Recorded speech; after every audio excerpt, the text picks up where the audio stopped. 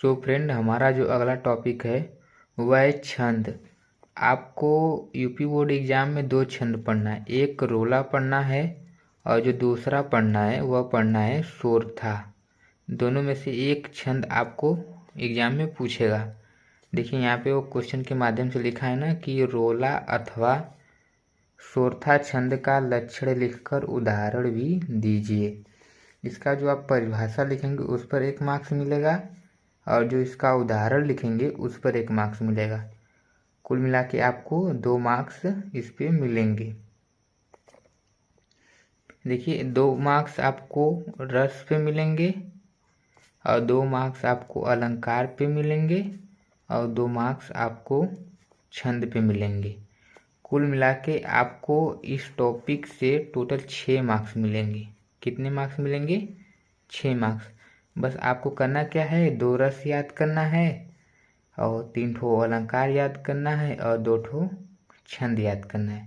बस इतने टॉपिक से आपके 6 नंबर पक्के हो जाएंगे। तो ये जो छंद पे आपको क्वेश्चन पूछेगा एग्जाम में वह कुछ इस प्रकार पूछेगा कि रोला अथवा सोरठा में से किसी एक छंद का लक्षण और उदाहरण लिखिए, या तो वह इस प्रकार पूछेगा कि रोला छंद की परिभाषा, लक्षण लिखिए तथा उदाहरण दीजिए।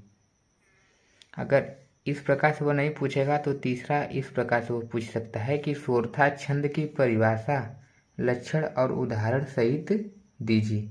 मतलब कुल मिला के आपको 2 छंद पढ़ना है और दोनों में से वह एक छंद पूछेगा, घुमा फिरा के आपसे किसी प्रकार पूछेगा।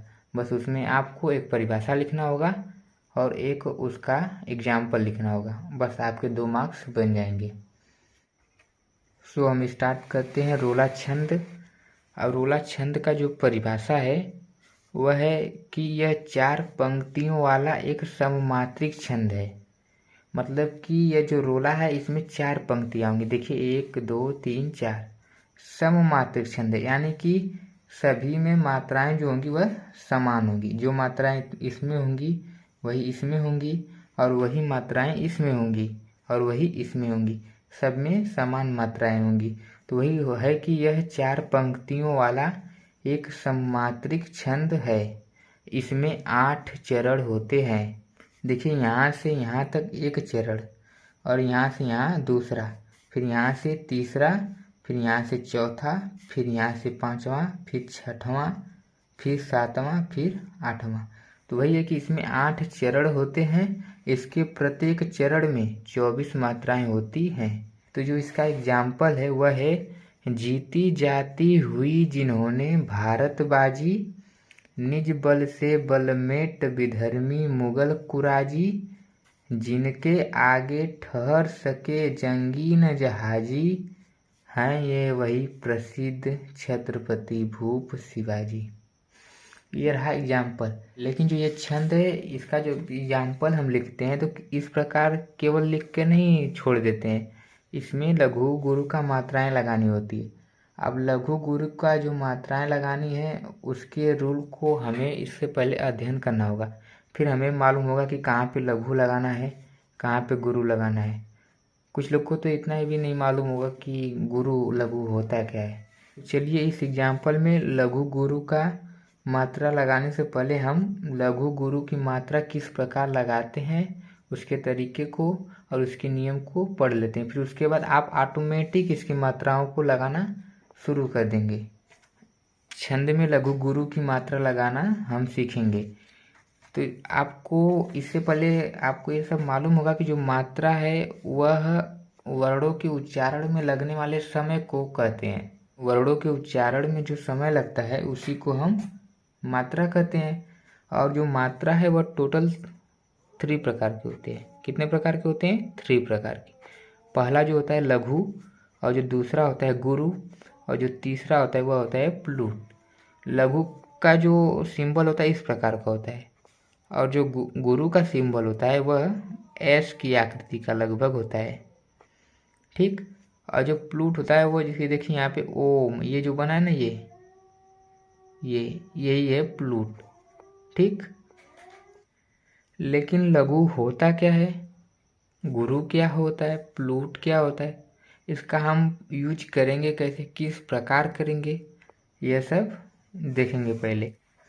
तो देखिए जो लघु की मात्रा होती है वह अ पे, ई पे, उ पे लगती है, और जो गुरु की मात्रा होती है वह आ की मात्रा पे, बड़ी की मात्रा पे, बड़ा ऊ की मात्रा पे, ए ओ औ, इन मात्राओं पे वह लगती है। तो जैसे देखिए काजल, अगर लिखा है काजल, और इस पे अगर हमें लघु और गुरु का जब मात्रा लगाना होगा तो यहाँ पे देखिए यह आ की मात्रा है ना, तो आप मैंने बताया ना कि आपको गुरु की मात्रा लगेगा। कौन सा मात्रा लगेगा? गुरु की। यहाँ पे क्या हो जाएगा? ऐसे गुरु, यस का सिंबल बन जाएगा, और यहाँ पे ये वन का सिंबल। ठीक, यानी कि ये गुरु, ये लघु, ये लघु, क्योंकि यहाँ पे देखिए अ की मात्रा है। देखिए ज प्लस अ, यहाँ पे मात्राओं का सिर्फ खेल है। ये ज लिखेंगे तो आप क्या लिखेंगे? ज प्लस अ, तो यहाँ पे क्या हो गया? यह लघु का मात्रा हो गया, और यहाँ पे कौन सी मात्रा हो गया? गुरु का। इसी प्रकार हम लगाएंगे, लेकिन इतने से ही नहीं होगा, इसका थोड़ा सा और रूल है जो हमें पढ़ना आवश्यक होगा। इसका जो अन्य नियम है वह है पहला, देखिए अगर शब्द के शुरुआत का अक्षर अधूरा है तो उसकी कोई मात्रा नहीं होगी। मतलब कि अगर कोई एग्जाम्पल में जैसे देखिए कि ये लिखा गया ना कि क्या क्या, जो पहला आपका रूल है वह बोल रहा है कि कोई अक्षर दिया गया और उसका जो पहला शब्द है यह, वह क्या है कि अगर अधूरा है, अधूरा मतलब कि आधा है, वह पूरा नहीं है, तो क्या कर उसकी कोई भी मात्रा नहीं होगी। यानी कि अगर एक तरह से हम देखें तो अगर हमें क को पूरा जब लिखना होगा तो ये किस प्रकार लिखा रहेगा? क प्लस अ, और जब इसमें से हम अ को हटा ही देंगे तो ये क्या हो जाएगा? अधूरा हो जाएगा। अधूरा हो जाएगा ना, मतलब कि ये अधूरा हो गया। और हमको क्या करना है कि मात्राओं का खेल है, जब इसमें मात्रा है ही नहीं तो हम किस प्रकार का लघु गुरु लगाएंगे? नहीं लगाएंगे ना। तो वही समझ में आ रहा है ना कि जैसे एक बार फिर से देखिए, जैसे मान लीजिए ग है, ग, ये पूरा ग है, आप मुंह से बोल कर देखिए ग, तो ग में क्या हो रहा है कि ग आ रहा है और अ आ रहा है, दोनों आ रहे हैं ना। यानी कि इस ग में जो है अ जुड़ा हुआ है, ये अ की मात्रा पहले से लगी हुई है, लेकिन जब हम इस अ को यहाँ से समाप्त कर दें तो यह आधा ग रह जाएगा ना, यानी कि यह अधूरा रह जाएगा। तो यह अधूरा जो वही बोल रहा है कि अगर कोई शब्द दिया गया है और उसका जो पहला अक्षर है, लेकिन ध्यान रखिएगा उसका जो पहला अक्षर, ये जो पहला वाला ये अगर ये अधूरा है तो हम क्या करेंगे? उसका कोई भी मात्रा नहीं लगाएंगे। जैसे अगर क्या लिखा गया है तो हम क्या करेंगे? इसका कोई भी मात्रा नहीं लगाएंगे और यह गुरु हो जाएगा। यह गुरु क्यों होगा? क्योंकि यहाँ पे आ की मात्रा लगी हुई है। ठीक है, अब देखते हैं दूसरा नियम क्या कहता है।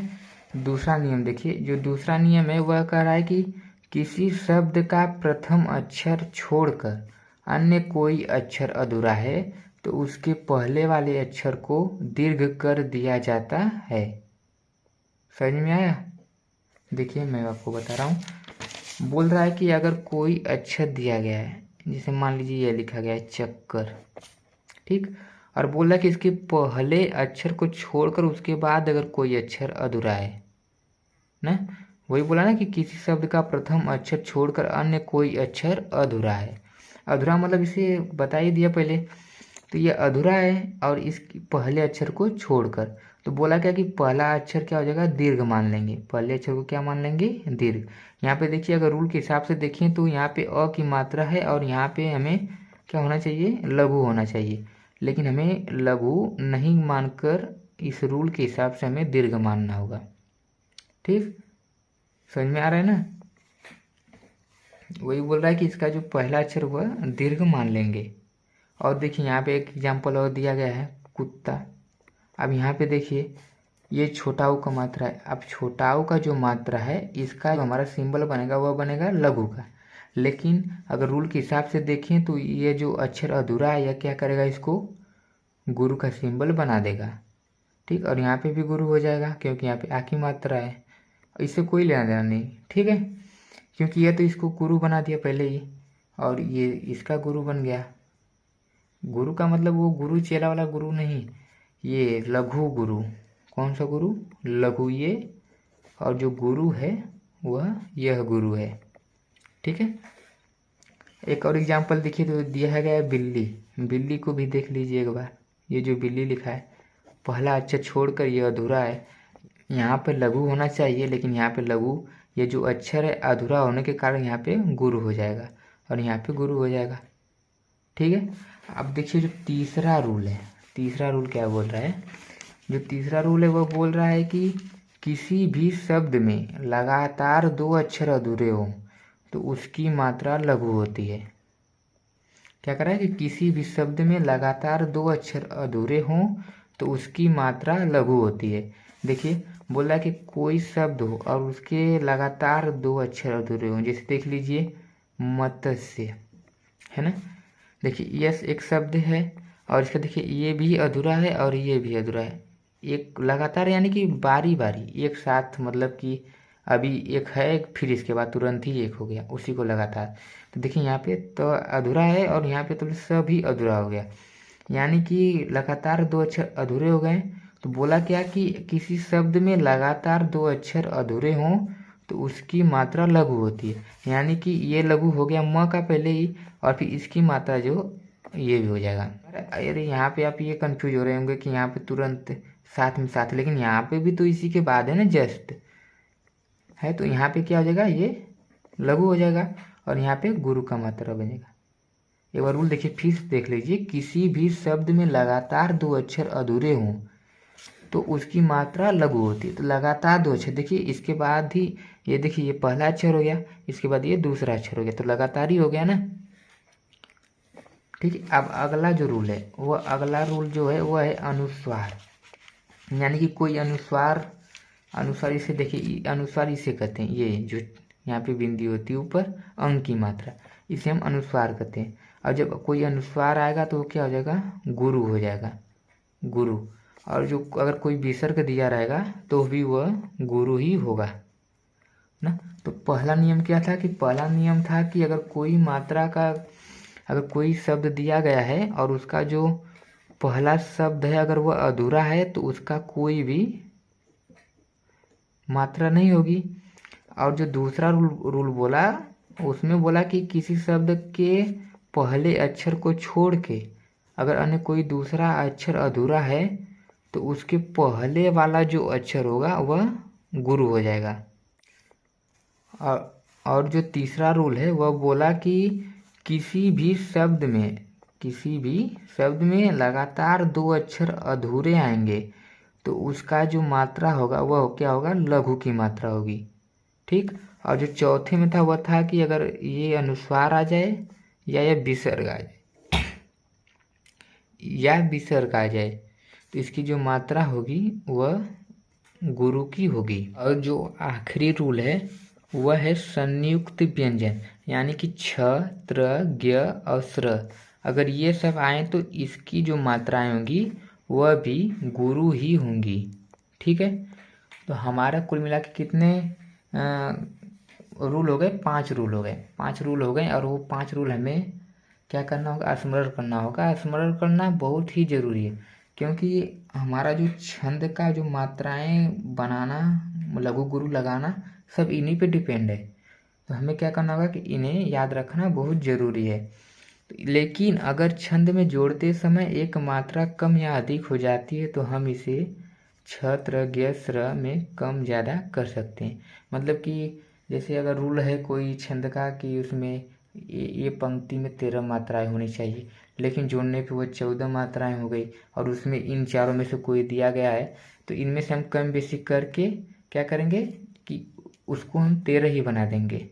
ठीक। और कहीं पे 24 मात्राएं हैं लेकिन जोड़ने पे 23 ही मात्राएं हो रही हैं, तो हम क्या करेंगे, इन्हीं की वजह से कम ज़्यादा बोला ना कि कम ज़्यादा करके हम क्या करेंगे, मात्राओं को जितना मात्राएं बोली रहेंगी उतनी मात्राएं बना देंगे। लेकिन उस लाइन में यह क्षेत्र गेस्र आना चाहिए। अगर ये सब नहीं है तो हम वह मात्राएं अपने से नहीं बढ़ा पाएंगे। अब आपको एक लास्ट चीज़ और बतानी थी कि जो लघु होती है, लघु यानी एक ना, इसको हम एक ही मान लें। तो ये जो लघु है, यह इसमें जब हम जोड़ते हैं तो एक जोड़ते हैं, कितने जोड़ते हैं, एक।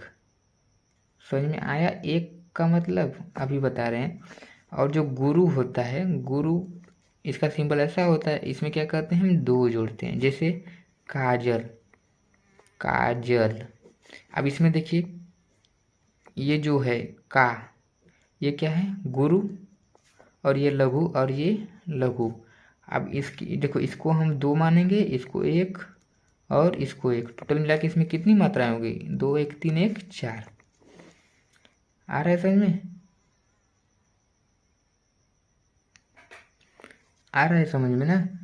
मतलब कि अगर लघु आएगा तो हम एक जोड़ेंगे और गुरु आएगा तो हम दो जोड़ेंगे। अरे वो जो एग्जाम्पल में है कि इसके प्रत्येक चरण में 24 मात्राएं होती हैं, तो इसके पहले और दूसरे चरण में 11 11, तीसरे और चौथे चरण में 13 13 मात्राएं होती हैं। तो वो जो 24 11 और 13 मात्राएं होती हैं वह इसी प्रकार हम जोड़ते हैं कि उस लघु को हम एक मान लेते हैं, गुरु को दो मानते हैं, और फिर इन्हें इसी प्रकार जो ये बताया ना काजल को ऐड करके। एक और देख लीजिए, जैसे गायक, फिर ये क्या हो गया गुरु, ये लघु, ये लघु। देखिए इसमें 2 1 3 1 4, 4 मात्राएं हो गई ना। तो उसके उदाहरण के जो मात्राएं गिनते हैं ना, इसी प्रकार काउंट करते हैं उसको। तो यह रहा लघु गुरु लगाने का तरीका। कितने तरीके मैंने बताया आपको, 5 तरीके। पहले तरीके में एक बार फिर से रिवीजन कर लेते हैं। पहले तरीके में क्या करना है कि अगर पहला अक्षर अधूरा है तो हम उसका कोई मात्रा नहीं लगाएंगे। और जो दूसरा तरीका था उसमें था कि पहले को छोड़कर अगर दूसरा अक्षर अधूरा है तो हम पहले को क्या करेंगे, गुरु मान लेंगे। और जो तीसरा था हमारा रूल, उसमें क्या बोला था कि अगर लगातार दो अक्षर अधूरे आ जाएंगे तो हम क्या करेंगे, लघु मान लेंगे ना। और जो चौथा था वह था कि अगर अंक की मात्रा आ जाए यानी अनुस्वार आ जाए और विसर्ग आ जाए तो हम वहाँ पे कौन सी मात्रा लगाएंगे, गुरु की मात्रा लगाएंगे। और जो हमारा पांचवा और आखिरी था वह था संयुक्त व्यंजन, यानी छ त्र ज्ञ और स्र। ये जो अक्षर आएंगे इनके भी हम मात्राएं क्या लगाएंगे, गुरु लगाएंगे। वो अब हम लघु गुरु लगाना सीख चुके हैं। अब चलते हैं हम अपना जो एग्जाम्पल है उसमें लघु गुरु लगाएंगे। तो इसका परिभाषा जो क्या है कि यह 4 पंक्तियों वाला एक सममात्रिक छंद है।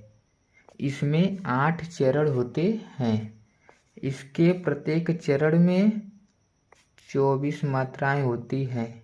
सॉरी, यहाँ पे एक लाइन बढ़ा दीजिएगा कि इसके प्रत्येक चरण में 11 और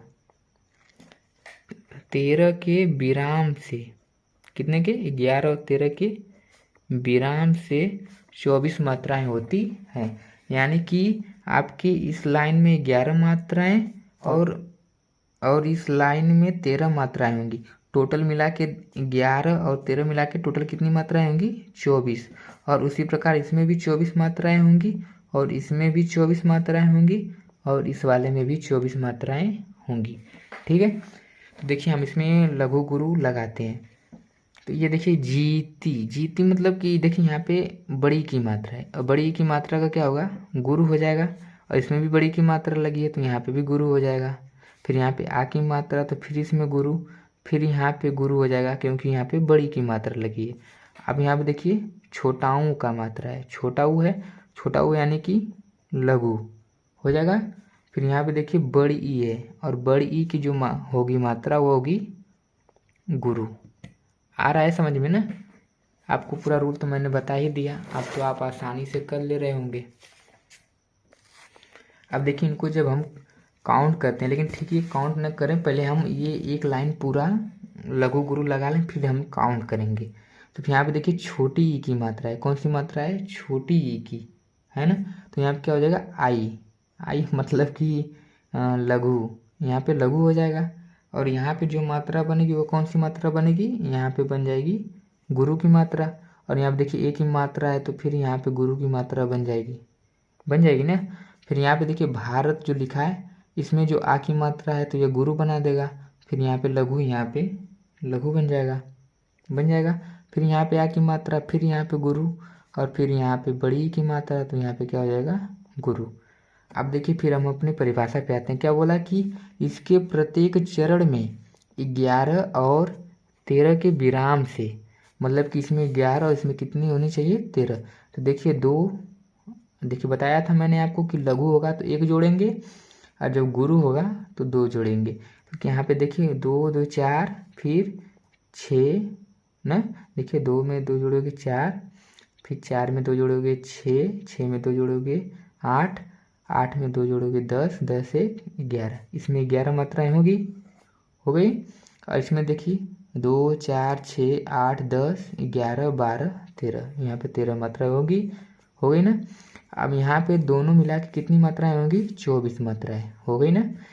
तो वही बस देखिए, आप ये अगर ये याद भी नहीं है आपको, एक तरह से देख समझिए कि आपको ये याद भी नहीं है, तो आप ये जो एग्जाम्पल इसके जरिए बना सकते हैं। कैसे बनाएंगे? देखिए इसमें यह एक 4 पंक्तियों वाला एक सममात्रिक छंद है। सममात्रिक यानी कि इसमें समान मात्राएं होंगी, ठीक। इसके प्रत्येक चरण में, प्रत्येक ये जो चरण है, इसके प्रत्येक चरण में 11 और 13 के विराम से कितनी मात्राएं होंगी? 24 मात्राएं होंगी। यहाँ पे देखिए छोटी की मात्रा है तो फिर यहाँ पे क्या हो जाएगा?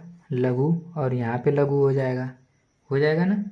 और फिर देखिए यहाँ पे जो है, यहाँ पे भी कोई मात्रा है नहीं तो यहाँ पे भी लघु, यहाँ पे भी लघु हो जाएगा। यहाँ पे एक ही मात्रा है तो एक ही मात्रा है तो यहाँ पे क्या हो जाएगा? गुरु हो जाएगा, ठीक। फिर यहाँ पे कोई मात्रा नहीं तो लघु, फिर यहाँ पे लघु, फिर यहाँ पे गुरु, फिर यहाँ पे लघु। आप अब तो आपको धीमे धीमे सब आ ही गया होगा। फिर यहाँ पे लघु लघु, फिर यहाँ पे क्या हो जाएगा? गुरु, होगा ना। अब देखिए यहाँ पे जो रूल आपको याद होगा कि अगर कोई मात्रा अधूरा है तो उसके आगे वाला जो अक्षर है वह क्या हो जाएगा? गुरु बन जाएगा ना। तो यहाँ पे क्या हो जाएगा? गुरु हो जाएगा। और फिर देखिए यहाँ पे जो है मुगल, छोटाओं की मात्रा लघु लघु लघु, ठीक, समझ में आया। और यहाँ पे देखिए छोटाओं की मात्रा लघु, फिर गुरु, फिर गुरु, ठीक। फिर यहाँ पे लघु, फिर यहाँ पे लघु, फिर यहाँ पे गुरु, फिर यहाँ पे गुरु, फिर यहाँ पे गुरु, लघु लघु लघु हो जाएगा। फिर यहाँ पे लघु, फिर यहाँ पे गुरु। आ रहा है समझ में सब? बस वो आप रूल याद कर लीजिए, बस उसके बाद आप तो ऐसे ही लगाते पूरा चले जाएंगे, इसमें आप तेजू खान बन जाएंगे पूरा एकदम। फिर यहाँ पे देखिए अंक की मात्रा आ गया ना, अनुस्वार, और जब अनुस्वार आएगा तो क्या हो जाएगा? गुरु हो जाएगा, होगा ना। फिर यहाँ पे बड़ी की मात्रा है तो फिर यहाँ पे गुरु हो जाएगा। फिर यहाँ पे न यानी कि लघु, फिर यहाँ पे लघु हो जाएगा, यहाँ पे गुरु, और यहाँ पे गुरु हो जाएगा। अब यहाँ पे देखिए अ की मात्रा है तो अ है तो यहाँ पे क्या हो जाएगा? गुरु हो जाएगा। फिर यहाँ पे देखिए ए की मात्रा है तो यहाँ पे भी गुरु हो जाएगा ना। फिर यहाँ पे देखिए लघु की मात्रा, फिर यहाँ पे बड़ी की मात्रा तो यहाँ पे गुरु हो जाएगा। फिर यहाँ पे देखिए प्रसिद्ध, प्र पे देखिए यहाँ पे बोला ना कि प्र, बोलिए प्र ना, तो यहाँ पे क्या हो जाएगा? लघु हो जाएगा। और यहाँ पे देखिए छोटी ई की मात्रा है, छोटी ई की मात्रा है ना, लेकिन देखिए यहाँ पे जो आधा है इसके जरिए यहाँ पे कौन सी मात्रा बन जाएगी? गुरु बन जाएगी ना, रूल में बताया आपको। और यहाँ पे जो यह केवल द बचेगा तो यहाँ पे क्या हो जाएगी? लघु की मात्रा हो जाएगी। फिर यहाँ पे लघु की मात्रा लघु की मात्रा लघु की मात्रा होगी ना, फिर यहाँ पे लघु की मात्रा। लेकिन आपको मालूम होगा कि ये जो त्र है, त्र, ये कौन सी मात्रा बन जाएगी? बताइए। मैंने बताया ना आपको जो 5 और रूल था, छ त्र ज्ञ स्र, तो यहाँ पे कौन सी मात्रा बन जाएगी? गुरु की मात्रा बन जाएगी, बनेगी ना। ये जो मात्रा होगी ये किसकी होगी? गुरु की मात्रा होगी। अब ये जो बड़ाऊ की मात्रा है तो बड़ाऊ की मात्रा क्या होगी? गुरु की मात्रा हो जाएगी। और जो यह सिंपल है तो यहाँ पे लघु की मात्रा बन जाएगा। और ये जो शिवाजी लिखा है तो शिवाजी पे छोटी, सी पे छोटी की मात्रा तो यहाँ पे लघु, फिर यहाँ पे आ की मात्रा तो गुरु, फिर यहाँ पे गुरु ना। अब इन्हें काउंट करते हैं, देखते हैं कि क्या जो रूल बोला है, जो एग्जाम्पल में लिखे हैं, सब फॉलो कर रहा है कि नहीं यह रूल ना। तो यहाँ पे पहले वाले में हम चेक कर लिए, दूसरे वाले में देखते हैं 1 2 3 4, फिर इसका 2, 4 2 6 7 8 9 10 11, इसमें भी 11 है। और इसमें देखते हैं 13 है कि नहीं, 2 4 6 8 9 10 11 12 13, ये तो पक्का सही हो गया। अब जो तीसरी लाइन इसमें देखते हैं 1 2 3 4 5 6 7 8 9 10 11 12 13 14 15 16 17 18 19 सॉरी यहाँ पे देखिए, यहाँ पे इसमें 11 होना चाहिए ना। 1 2 3 4 5 6 7 8 9 10 11, यहाँ पे 11 हो गया।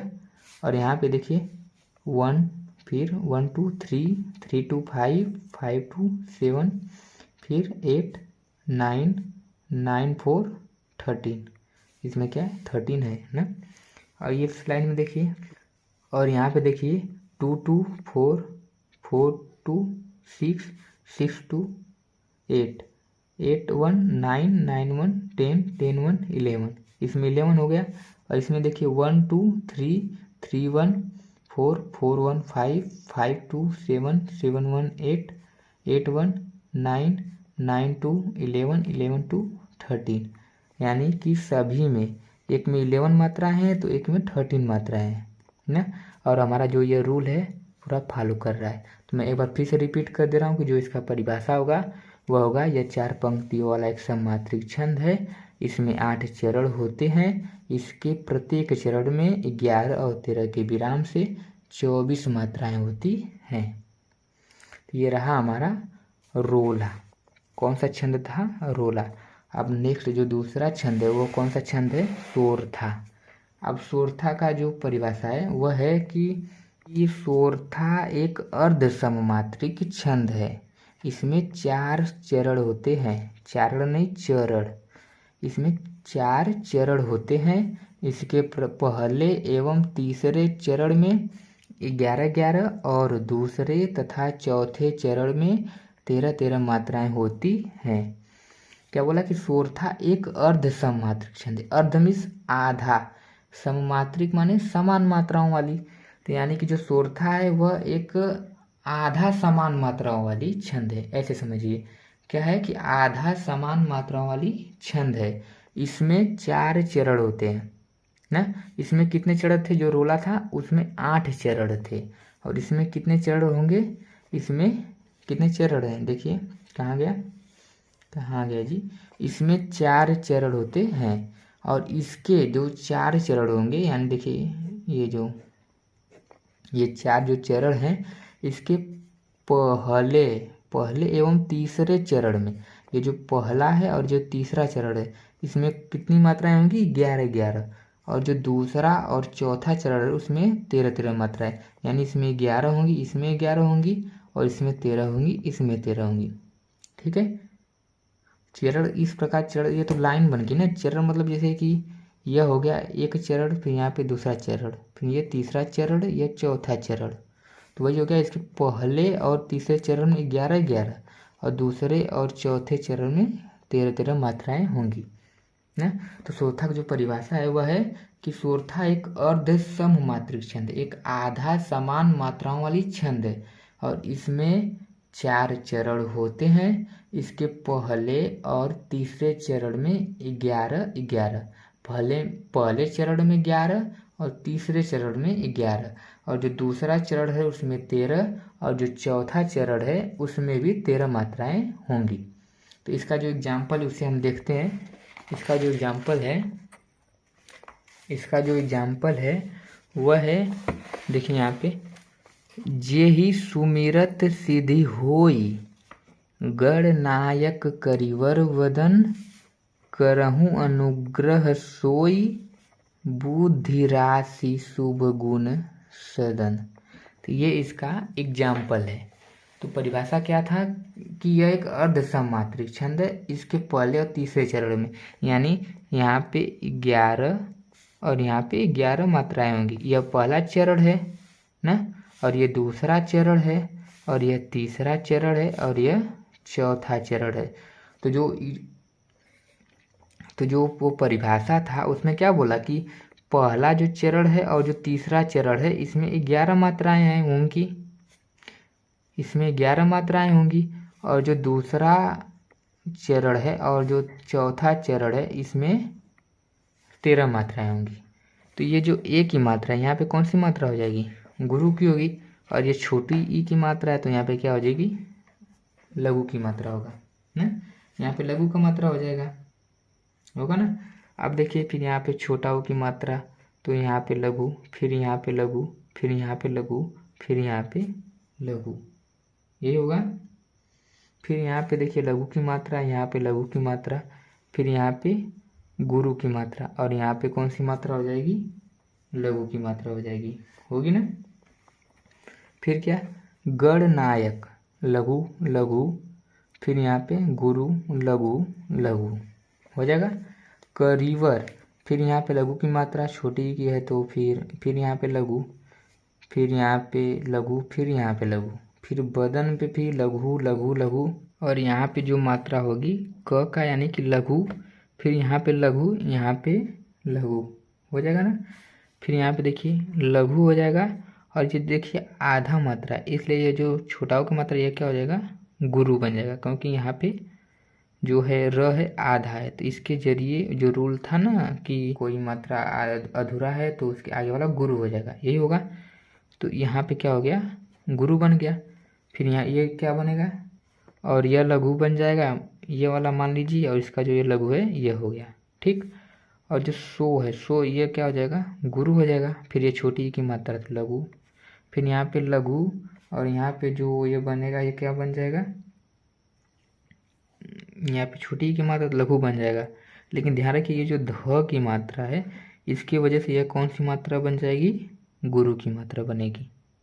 आ रहे हैं समझ में। ये थोड़ा सा कट भी कर रहे हैं आपके लिए, क्योंकि पहले आप कैसे बनाएंगे वो समझा रहे हैं। यहाँ पे लघु होगा क्योंकि यह इसमें चला जाएगा, जो इसमें चलेगा तो यहाँ पे गुरु हो जाएगा। फिर यहाँ पे आ की मात्रा है तो फिर यहाँ पे गुरु हो जाएगा। फिर यहाँ पे छोटी ई की मात्रा है तो यहाँ पे कौन सी मात्रा हो जाएगी, यहाँ पे लघु की मात्रा हो जाएगी। फिर यहाँ पे छोटाऊ की मात्रा है तो लघु, फिर यहाँ पे लघु, फिर यहाँ पे लघु, और फिर यहाँ पे लघु, फिर सिंपल है तो सब लघु ही हो जाएगा ना। आप यहाँ पे एक लाइन बढ़ा के लिख दीजिएगा। वो लाइन जो है वह है कि यहाँ पे देखिए जो ये परिभाषा इसका है वह है कि स्वरथा एक अर्ध सम्मात्रिक छंद है। इसमें 4 चरण होते हैं। इसके पहले एवं तीसरे चरण में 11-11 और दूसरे तथा चौथे चरण में 13-13 मात्राएं होती हैं। और देखिए जब ये तो स्वरथा का परिभाषा है, अब जो दोहा का परिभाषा होता है ये पढ़ना नहीं है आपको, इसमें वो आपको अब एक क्लास में पढ़ना होगा। तो जो दोहा का परिभाषा है ना उसमें क्या है कि पहले और तीसरे चरण में 13-13 मात्रा हैं, और जो दूसरा और चौथा चरण है उसमें 11-11 मात्रा होगी ना। तो इसका मतलब हम कह सकते हैं ना कि ये जो स्वरथा है वह दोहा का उल्टा है, या जो दोहा है वह स्वरथा का उल्टा है ना। तो यहाँ पे हम एक लाइन बढ़ा के लिख देंगे कि यह दोहे का उल्टा है, यह दोहे का उल्टा है, ठीक। ऐसे जो एग्जामिनर है वो पढ़ेगा, कहेगा कि जो लड़का है वो टैलेंटेड है, दिमागदार है, वह उसे सभी छंदों का ज्ञान है ना। क्योंकि छंद का ज्ञान है तभी आप जाने कि ये जो स्वरथा है वह दोहे का उल्टा है, भले ही आपको छंद याद हो या ना हो।